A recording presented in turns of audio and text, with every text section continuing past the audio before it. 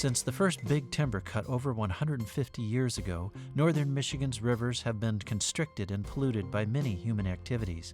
Today, small dams and culverts under roadways continue to disrupt stream flows and damage fish and wildlife habitat. This is a story about efforts to reverse the damage and restore a whole river system. Here's Chris Pierce, project manager for the Conservation Resource Alliance, or CRA. Dating back to the Civil War, property was given to veterans up there. And at the time, these veterans were moving up there, getting 40-acre parcels of land from the government and logging off the land. Complete clear cutting, putting dams on their property. So the Maple River, for over 100 years, has been kind of abused by different generations of us, and we're still trying to fix and restore these areas. CRA, the Michigan DNR, Emmet County Road Commission, and others have formed a task force to free up all of the streams of the Maple River Watershed. DNR fisheries biologist Neal Godby says some of the biggest problems are where the roads cross over streams. Road stream crossings, that's a critical interface in the in riverine systems that most people don't realize. Poorly designed or maintained crossings can really present not only a barrier to fish and aquatic organism passage upstream and downstream. Think of a fish trying to jump up into a tube and through a small culvert, or an undersized culvert maybe make water flow too fast where a fish just can't get through it.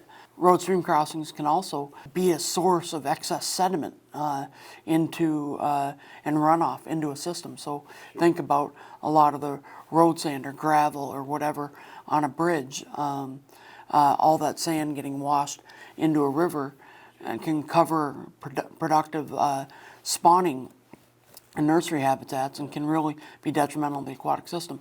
So CRA and Emmet County Road Commission have been great partners in that they've been improving and replacing where necessary. Many older road stream crossings in northern Michigan are undersized and in need of replacement. Brian Gutowski is manager for the Emmet County Road Commission. So we had a bunch of culverts on these streams that were vastly undersized, and I recognize they're undersized, but we had no mechanism funding-wise to get these culverts replaced and put something more adequate in. Well, the Conservation Resource Alliance found a funding source that we could use our labor and equipment as a match. And it's just a perfect situation for us. The Conservation Resource Alliance purchases the actual bridge material and we install it.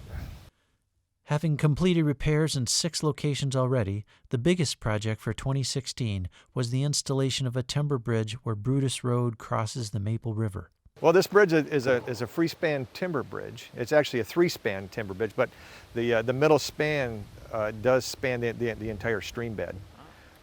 And it does a couple things. I mean, the culverts were vastly undersized, so there was a pool of water above the actual crossing and a pool of water below the actual crossing, and the water would shoot through those culverts, and it would erode the bank, the stream bank, on upside and downside.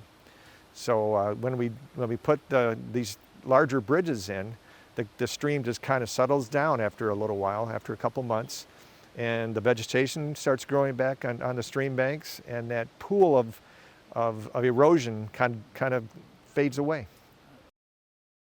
Through the task force and the Free Span the Maple initiative, we're essentially trying to open over 50 miles of river. We're replacing a total of 8 different road stream crossings. There's one large dam that remains in the Lake Kathleen Dam. We're addressing habitat concerns through large woody debris and sediment management. Another big benefit of these new crossings is greater resilience to climate change. If the storms are going to be getting increasingly heavier and heavier, we feel that where the undersized culverts were, there's a potential that those culverts could wash out. With these bridges, they're designed to handle a very extreme storm. So we're confident that the residents of both Emmet and Sheboygan County, because this attaches to Sheboygan County, are going to be safe on these crossings. This project's been very exciting to me because it's a kind of a unique opportunity. This is the first time we've actually taken a full watershed and said, hey, let's go at it. Stem to stern, restore as much as possible, get it back to as much of its natural environment as we possibly can. You get the dam done, and that's really going to open up 48 miles.